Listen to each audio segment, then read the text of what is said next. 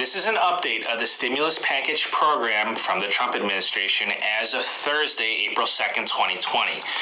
We're going to talk about the major benefits as an individual, as a sole proprietor, as an independent contractor, as a self-employed person, and as a business owner.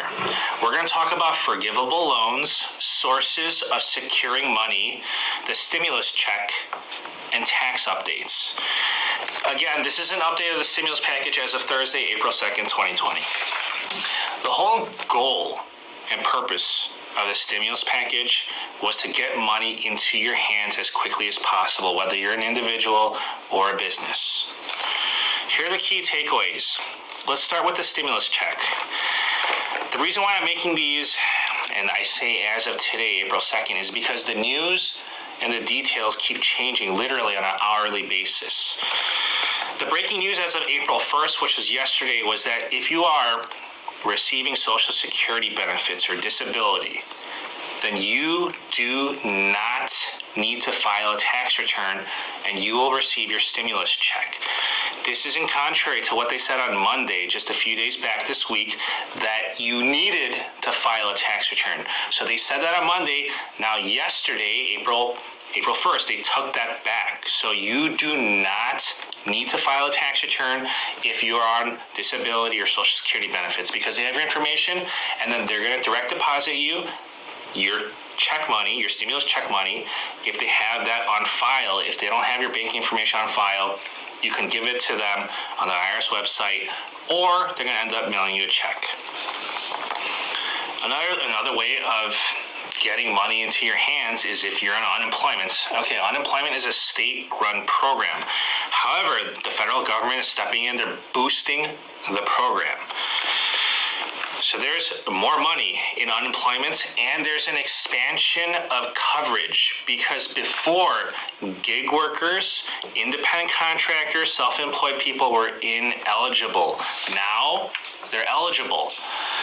However, because there's this shift or change, there's been delays in certain state-run programs, covering these types of requests, which is causing a lot of stress and confusion, because according to the federal government, now it's mandated that they need to be covered. The states need to get their systems in order and their processes in order to get that running for the self-employed people. The key takeaway is that unemployment benefits have now increased, and now they include self-employed people, independent contractors, and gig workers. If you need to pull money out of a retirement account, just note that the early withdrawal penalty has now been eliminated for 2020. If you want a forgivable loan, you have two options available to you. You have the Economic Disaster Loan, which is the EDL loan, and you have the Paycheck Protection Program loan, which is the PPP. The people eligible for these forgivable loans, they're going to be self-employed people, independent contractors, sole proprietors, not-for-profits, C corporations, S corporations, partnerships. Both forgivable loans are first come, first serve. The EDL loan, the Economic Disaster Loan, that's the smaller program of the two. It's a forgivable loan up to $10,000. The whole application for the EDL loan is done online. I'll leave that link below.